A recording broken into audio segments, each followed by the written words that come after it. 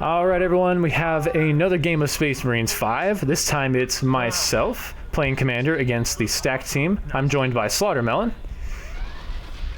Hi, it's Slaughtermelon. The one and only. And I'm mimicking your strategy. I'm running across the bottom floor, trying to get a couple shots in. I do take a hit off the medic. Oh man, so you have a pretty quick start. So what was your thought process behind only getting one base and then going up? I thought about this when I was watching your video. There's that initial push right away when everyone's clashing on the top floor. And my thought was, I'm a 3-hit. I don't want to leave my team of stairs to have 2 3-hits versus 1 for very long. Oof. With It'll be a interesting missile. to see whether or not you get punished for that, but so far it looks like you're trading really well with Micro.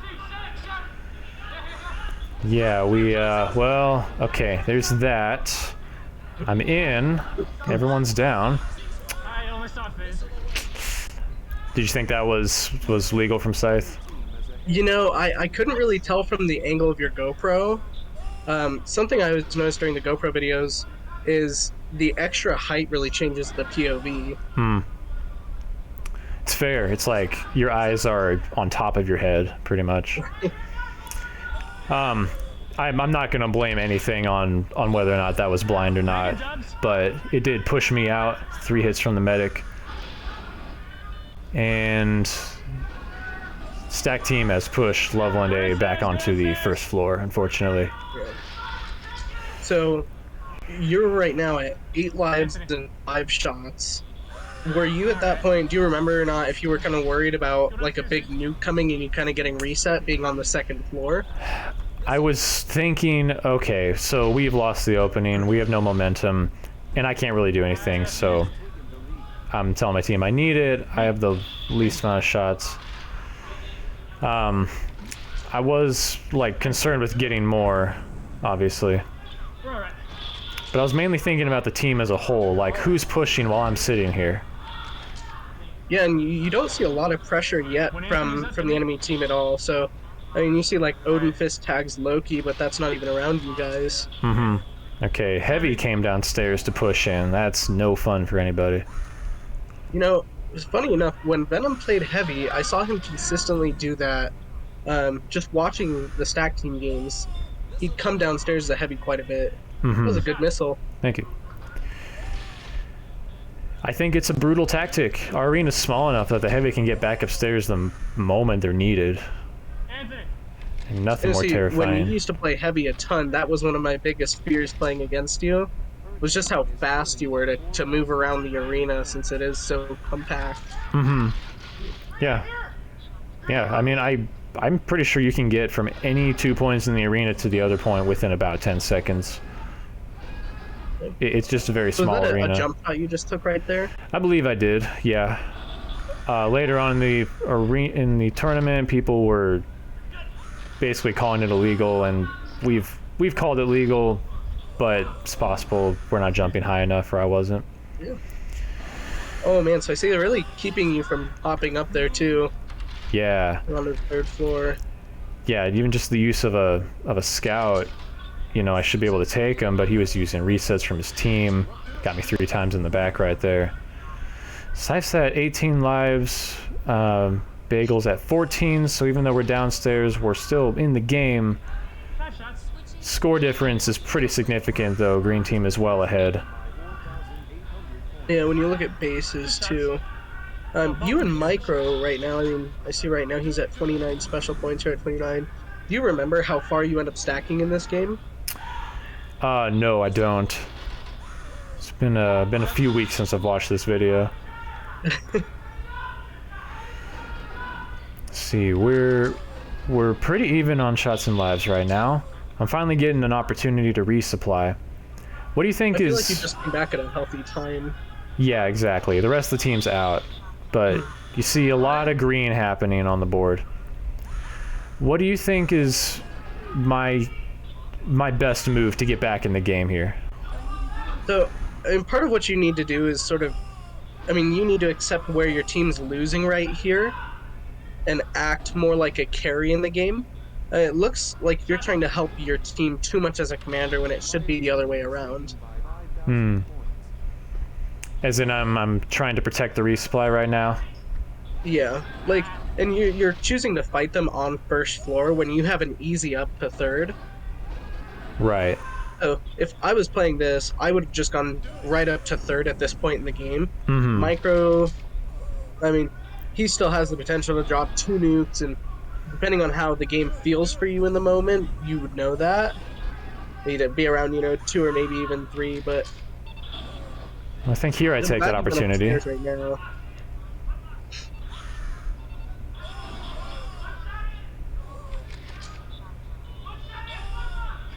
Dang it. Yeah, one of the successful pieces of Green Team's plan was they were spreading out. It's one of the most simple strategies in SM5, but arena control basically meant that anytime I wanted to go somewhere, I couldn't get back up or have Yeah, they're doing a very space. good job of resetting you right now. Venom's doing a great job staying in front, making sure we don't get a trail on him. Yeah, just great execution by the Green Team. And Yeah, those nukes too were very well timed. I decide, you know what? I'm just going to run it back, and I go back up the other side again. I gotta be honest with you, I would do the same thing in this scenario as well. A lot of good. Green Team's also got really good communication, just shouting everything to each other. I'm at 2 nukes.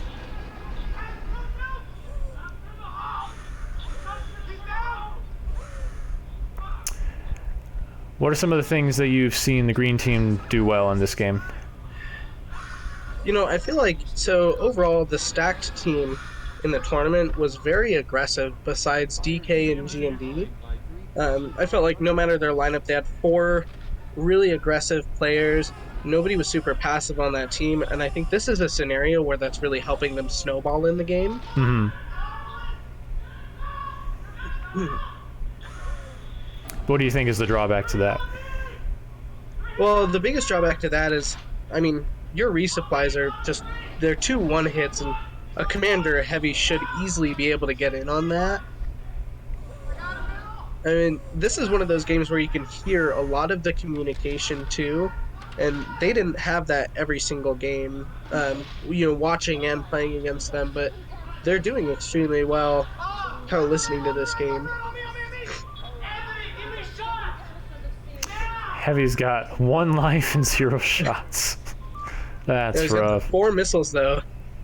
Yeah, I got 3. Not doing too much better. It's really fun to be the commander when nukes give you 500 points and you can look like you're doing better than the rest of your team, but really, I'm not doing that much better.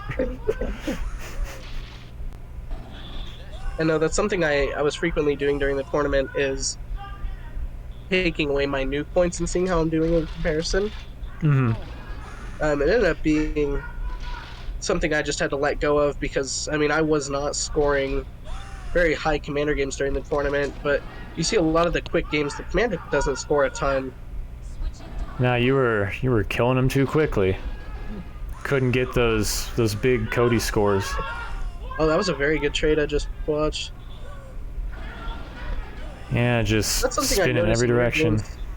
Oh, sorry. No, I was just spinning every direction to find the trays. What were you saying? I see in most of your games, you take really well advantage of moving towards the enemy team. One thing, you never fail to capitalize on that when the enemy player doesn't move with enough time and you get a reset, or even when you know you can win one of these trades. Mm-hmm. Well, to give away one of my secrets, it's often really beneficial to act like I'm not going to do it, but then right around 3 or 4 seconds when they're about to be reset material, then you launch into a sprint. That's the second time I've come around a corner, and Micro was just waiting for me to do it. That is good intuition there, and that's the 3rd missile he's gotten into me this game. Micro had some really good games against me in this arena. He, I don't consider this arena to be similar to Detroit at all, but I think that's just the mark of a good player when they can take their skills and utilize it in different layouts. Yeah, and I remember very quickly after was Detroit 2019 Nats. Mm-hmm. So quickly after that, the Resupply podcast did like their top player pick teams, and G&D had said Micro. Mm-hmm. And this isn't, of course, to diss on Micro at all, but I hadn't seen him play outside of Syracuse and Detroit before. So, Mm-hmm. I wasn't sure how his performance would be in an arena like Loveland, especially. It's very small, it's compact, there's a lot of dogfighting, Mm-hmm. but honestly, he did just phenomenal, in my opinion. Yeah, I'd absolutely agree. He canceled one of my nukes at one point during the tournament. He killed me out of the game as commander by, in a losing situation, saving 3 nukes and then dropping them all at once. I thought that was honestly genius. I wouldn't think of that. When you're losing, I would think you need to drop your nukes right away and build momentum if you can. But I don't know. We see very often, like in Loveland as an arena, nukes are used as a big comeback point from the losing team. Hmm. But the more I watch replays of these games, I notice it actually didn't help many teams come back when they nuked sort of, I wouldn't say defensively, but in an attempt to get back on top of the game. Mm-hmm.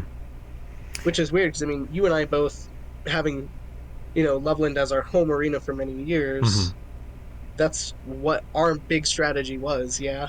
Right. Well, I think it works best if it's like 60-40. Like there's still a chance that you can topple them over back in like the initial opening or something. I remember 2015 Nats, if you remember that. A lot of those games with the high caliber teams, it was just like back and forth, nuking as quick as you could. That was the meta. But if you've already been pushed downstairs and that's the situation you're in, I see a lot of people drop nukes and then like there's no follow up because your team is just desperate for some juice. Yeah. So it's not the right time to drop. I think nukes are only as powerful as the amount of tags you see follow them on the scoreboard, how much they multiply in impact. I would have to agree with that statement. That's actually one thing. Do you remember on the Laserforce tournaments page where we had this whole discussion on what the term a nuke chain means, right? Whether or not a break can be in between those nukes. I remember that. Because in my opinion, the perfect nuke chain leaves time in between to allow your team to follow up. Mm-hmm. Yeah, one nuke, 5 tags go off. Then do another one. More tags.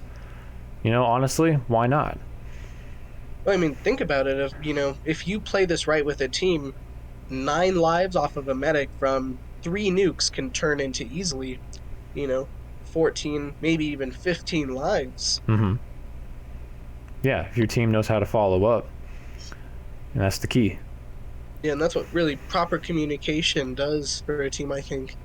It'll be interesting to see in the future of Space Marines, sort of what teams come out. You saw a lot of teams with very good communication this tournament. I don't mean to brag, but I mean Cedar City, we were talking to each other for quite a bit throughout the game, even though we weren't using a lot of words. I mean, a lot of the time you heard us just calling out what shield is left, who's on us, and then you hear a team like Chula. And in my opinion, Chula was one of the loudest teams at the tournament. You hear them constantly. There's not a single thing that goes sort of unheard when they're playing. Yeah. And, I think sometimes a reason people don't communicate like that is because maybe when they communicate things that another teammate could capitalize on, those teammates don't capitalize on them. And so maybe you just start thinking, oh, what's the point?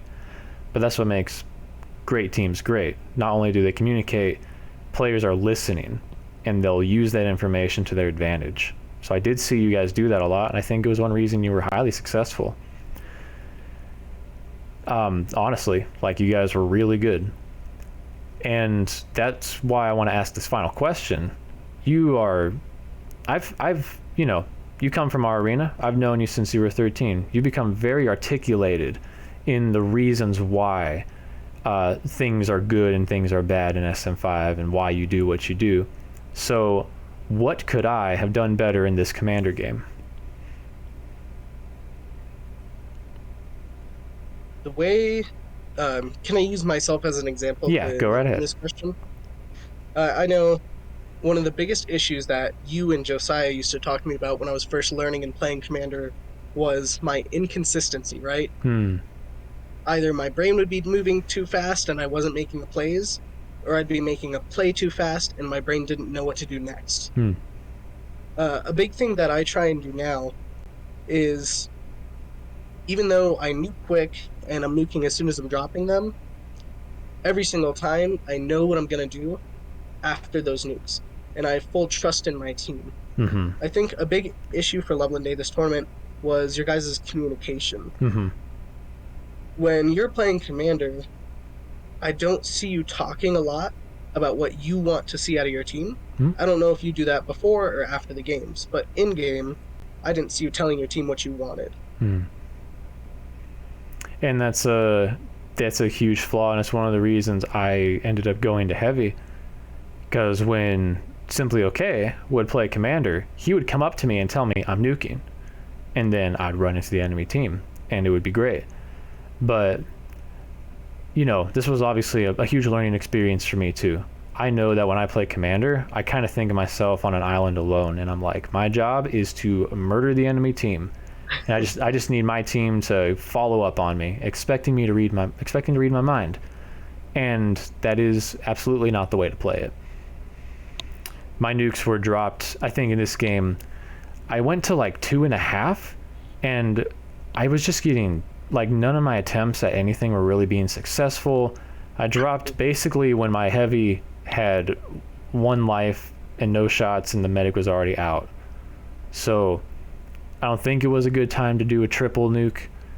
Even if I kept going, I probably should have just been dropping them quicker and trying to make more impactful plays on the enemy and expecting my team to kind of maybe handle things more on the back end. Because when I wasn't on the offense,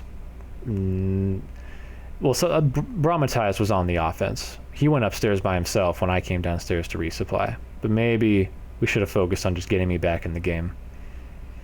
I think it would have been much more successful for you guys if Brahmatize had stayed with you for a moment while you could get resupplied. The second time you came in for resupplies, I think it was very healthy. It was the right time. You were able to get 4 doubles, right? Something like that. Yeah. And then you went back out. But after that, how often were you able to get resupplies from your team? It didn't happen again. Yeah. And then shortly after that, Bagel was out of the game. Your team's already low. And the rest of the cookie just kind of crumbles from there. Mm-hmm. So one thing, like, from that game in specific that I would have recommended was, instead of stacking your nukes, I would have just used your nukes as a way to keep up a sense of pressure on the enemy team. I think a very important part of Space Marines is perception. And that's something we don't really talk about, is the perception of who's winning or losing a game. When I was doing terrible in one of our games against Chula Vista, and Snuffles comes out with an 11k scout score, my perception of the game and Tandor's perception of that game was that we were getting destroyed and we were losing, right? And then next thing you know, 3 minutes after we're screaming at each other, the entire Chula team is eliminated. Well, obviously Snuffles' perception of the game was different, and Chula's perception of the game was different. Cayman was absolutely owning me and Tandor on the 3rd floor, right? But the rest of his team didn't have that perception. Kodama thought, man, we're winning, we're doing really good. The rest of his team didn't. Snuffle was like, man, we're winning, we're doing good. Tandor and I did not. So I think it's a certain aspect of laser tag is perception and what you make the enemy team think that is going on. I've literally never thought about that, ever. So that is really cool. Thanks for giving me that. Yeah. It's just something that goes through my mind a lot during a game, is what does the enemy team think is happening right now? Well, man, appreciate your wisdom and for giving some feedback on this Commander game. I think I'm going to go ahead and wrap it up. For anyone else who wants to check out more Space Marines 5, Slaughtermelon does have a video that we commentate on of him playing Commander somewhere on this channel, and many more players as well playing Space Marines 5. Check it out. And if you want to get into the league, there's a link at the top of the YouTube channel page that says join the league here. This has been Mischief and Slaughtermelon. Appreciate you watching. Thanks for having me on.